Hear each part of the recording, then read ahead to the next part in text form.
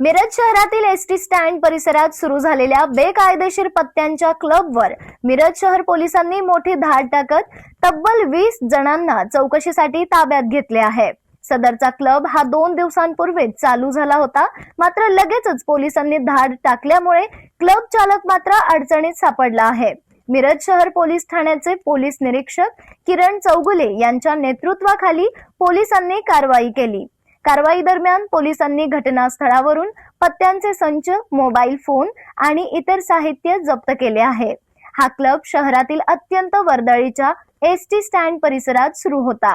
सदरची कारवाई पोलीस निरीक्षक किरण चौगुले तसेच गजानन बिराजदार, शक्ती पोखलेकर, सचिन काकडे, किरण पुजारी, सचिन आयवडे, राहुल गोसावी, मिलिंद पाटोळे आणि संतोष पाटील यांच्या पथकाने केली।